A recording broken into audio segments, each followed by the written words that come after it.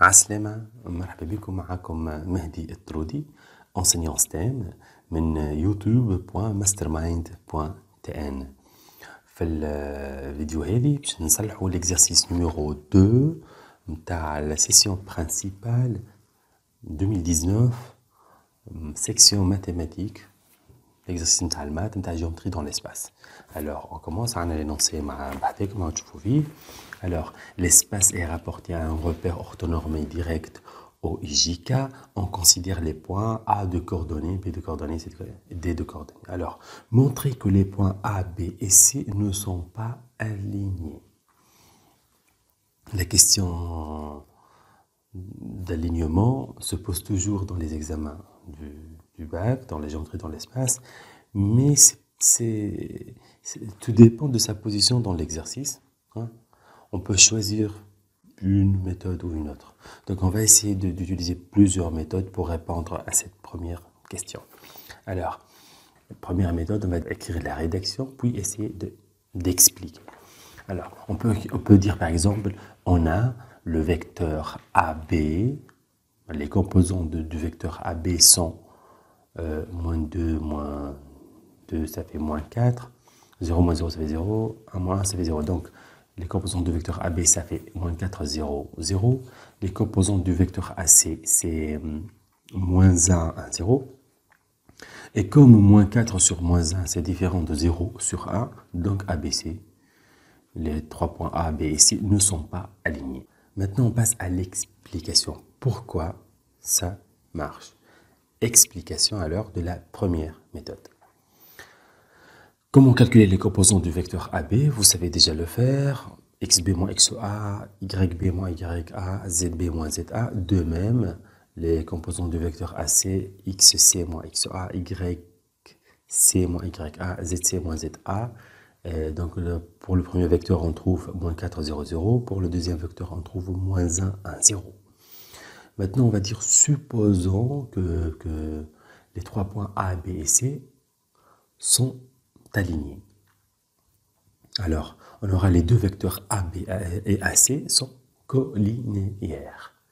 Donc, il existe forcément un cas appartenant à R tel que AC est égal à K fois AB. Alors, donc, en termes de composantes, on aura moins 1 égal à K fois moins 4 et 1 est égal à K fois 0 et 0 est égal à K fois 0.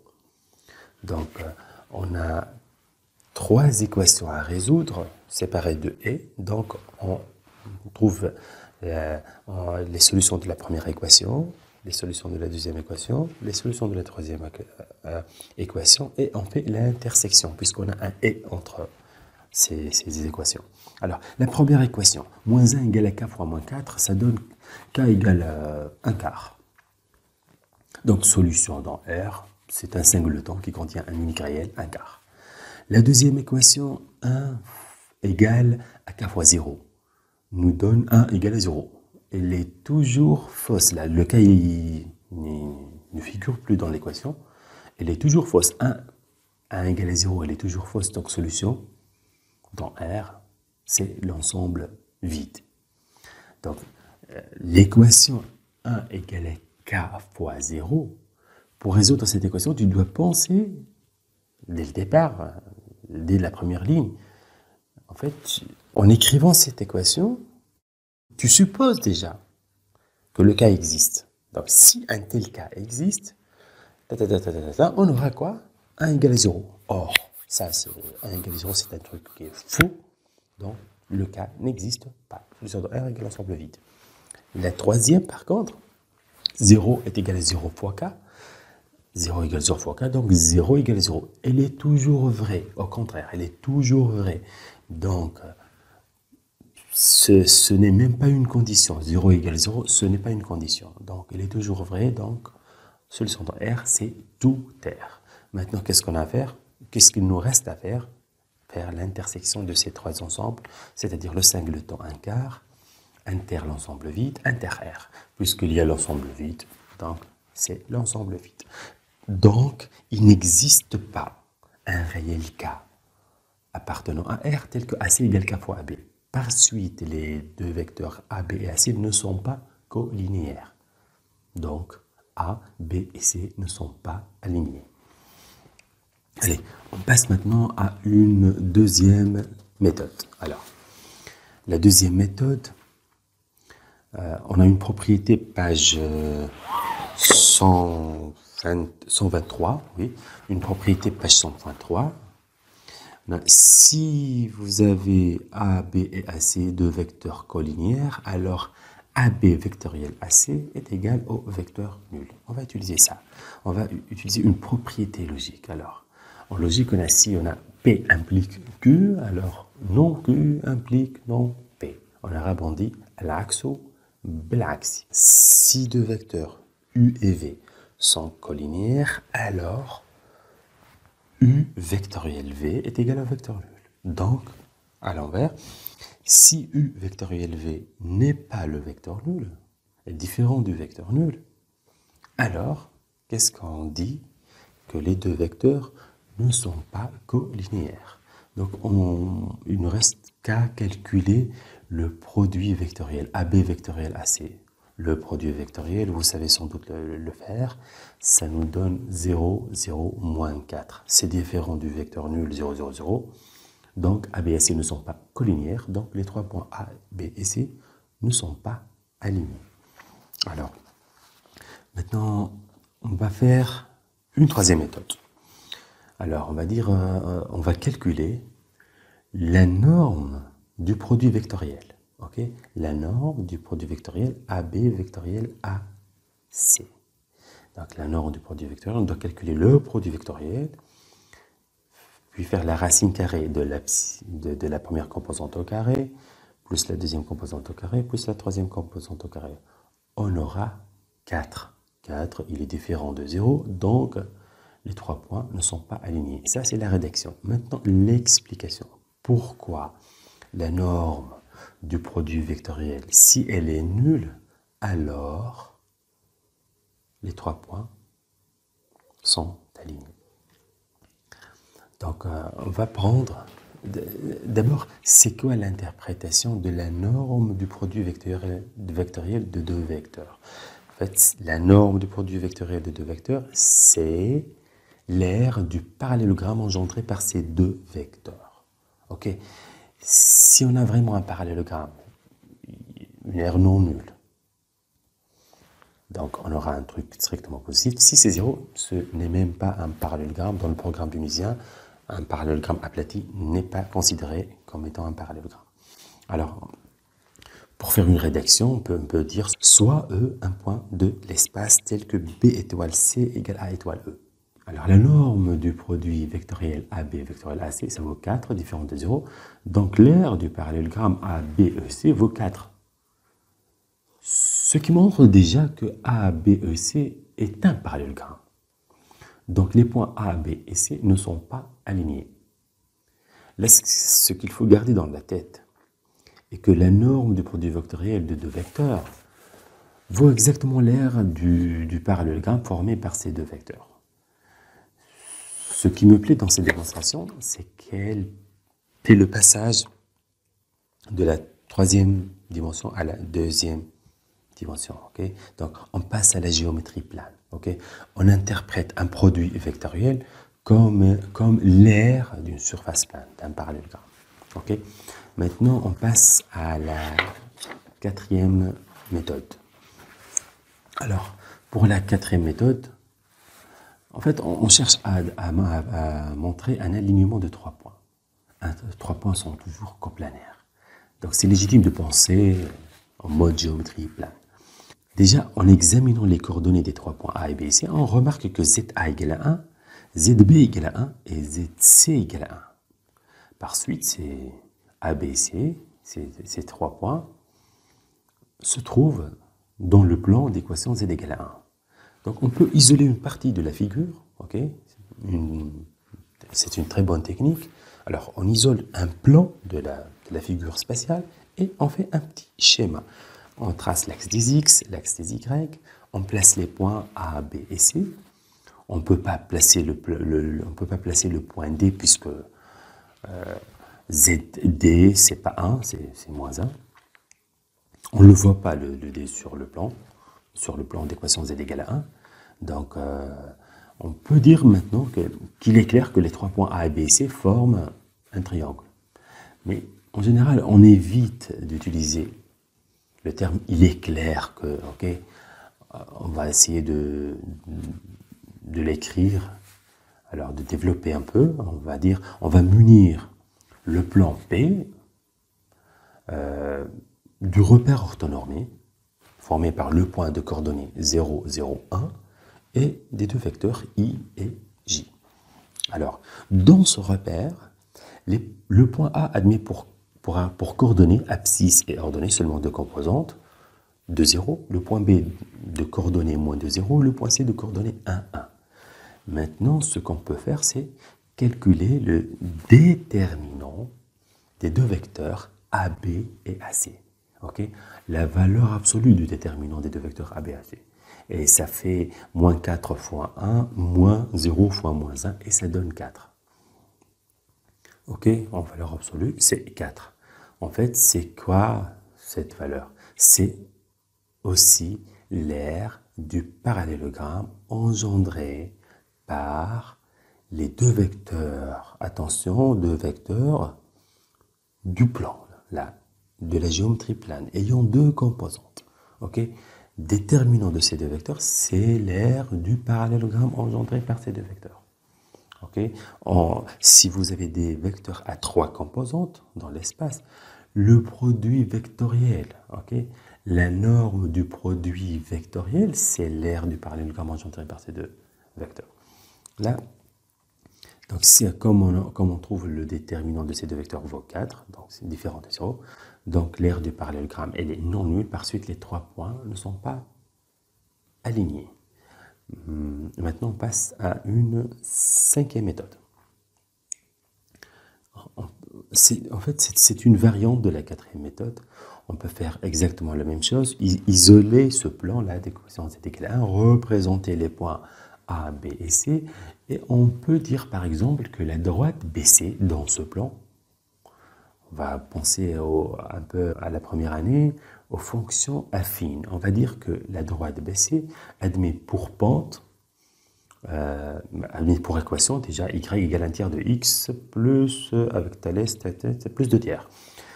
Et la droite AC admet pour équation y égale moins x plus 2. Je vous donne directement l'équation, mais en fait on a besoin seulement de la pente, de comparer la pente. Donc, BC, la pente de BC c'est 1 tiers, la pente de AC c'est moins 1. Deux pentes différentes, c'est-à-dire que les deux droites AC et BC ne sont pas parallèles. Okay? Et comme les deux droites ABC sont séquentes, donc forcément les 3 points A, B et C ne sont pas alignés. Okay? Maintenant, on passe à une sixième méthode. Okay? On va calculer la norme de AB fois la norme de AC et comparer ça à la valeur absolue du produit scalaire des deux vecteurs AB et AC. Donc, la norme de AB fois la norme de AC est égale à 4 fois racine de 2. Par contre, le produit scalaire, terme fois terme plus terme fois terme, plus composante fois composante, ça fait, en valeur absolue, ça nous donne 4. Comme 4 est différent de 4 racines de 2, alors les 3 points ne sont pas alignés. Alors, vous pouvez toujours faire une pause et réfléchir avant d'écouter directement la solution. Ok? Donc, on essaie d'expliquer ça. Alors, pourquoi ça nous donne le résultat? En fait, le produit scalaire de deux vecteurs, c'est la norme du premier vecteur fois la norme du second vecteur fois le cosinus de l'angle géométrique formé par ces deux vecteurs. Donc, la différence entre les deux valeurs qu'on a calculées, c'est ce cosinus. Donc, comme on a trouvé deux valeurs différentes, c'est-à-dire ce cosinus-là, il est différent de... Il se trouve à l'intérieur de la valeur absolue, il est différent de 1 et de moins 1. Ok? Différent de 1 et de moins 1, c'est-à-dire quoi? C'est-à-dire que l'angle, il n'est pas un angle nul et il n'est pas un angle plat, l'angle BAC. Donc, c'est un angle qui n'est pas nul et qui n'est pas plat. Donc les 3 points A, B et C ne sont pas alignés. On passe maintenant à une 7e méthode. Ok. Une 7e méthode, vite fait, on va vers une 7e méthode.